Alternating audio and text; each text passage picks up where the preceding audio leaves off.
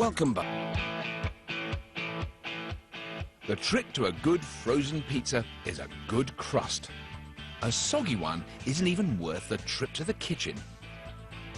Yet the crust is the hardest thing to get right for a thin crust pizza, which is why these pizzas aren't even half baked when they leave the factory for your freezer.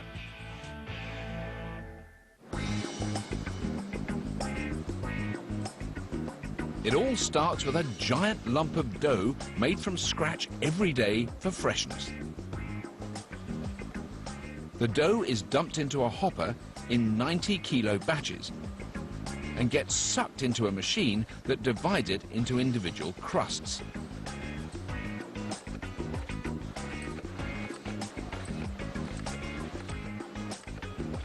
A blade chops the dough into 6-ounce balls that roll under a metal arm and drop into individual slots at the rate of about 90 balls per minute.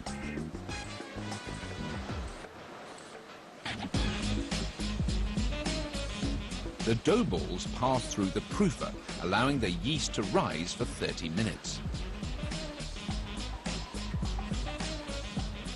Then a press squishes each ball to prepare it for a second press that flattens the dough balls into pizza crusts.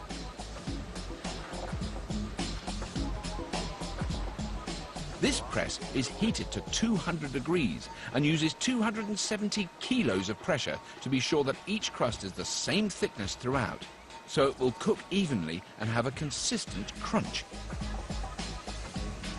Then a spiked roller punctures the dough to keep the thin crusts from blistering as they travel through the oven at a hot 315 degrees Celsius.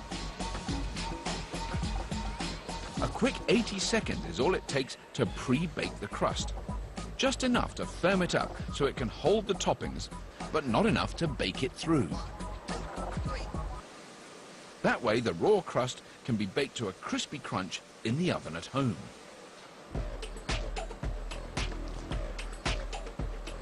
A spiral conveyor gives the firmed up crusts 30 minutes to cool. The slow ride allows the moisture content in the crust time to evaporate, locking in a consistently crunchy texture throughout. Then it's ready for the sauce.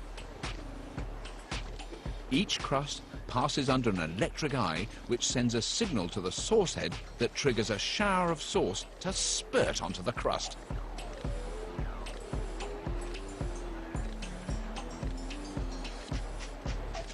Then the toppings ride in to take their place on top.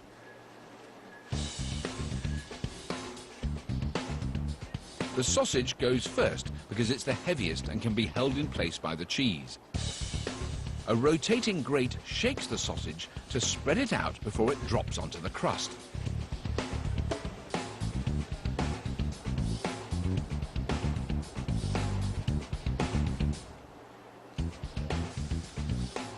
The mozzarella cheese is shredded inside a machine and then gets poured on over the sausage.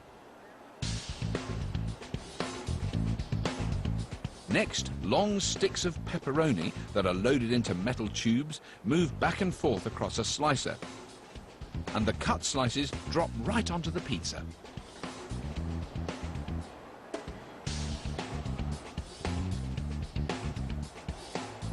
Finally, a mix of roasted vegetables tops everything off. For all the toppings, a recycler conveyor catches the food that doesn't fall on the pizza. The conveyor then moves the toppings along for another pass. This ensures that nothing is wasted.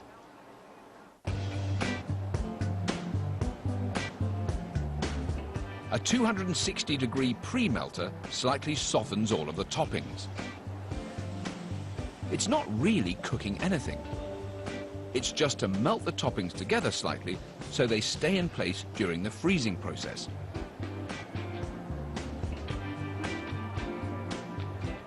A final sprinkling of freshly grated cheese is added so it can fully melt when the pizza is cooked at home.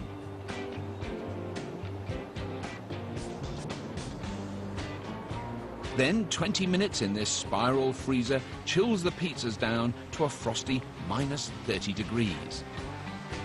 The deep freeze preserves the pizza by slowly locking in the flavors of the ingredients so they can be released when the pizza is cooked.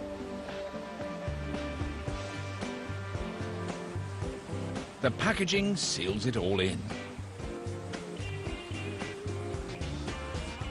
And whether it's baked today or in 6 months from now, these flavors can be unlocked by your oven at home. Presuming, that is, that you actually like pizza.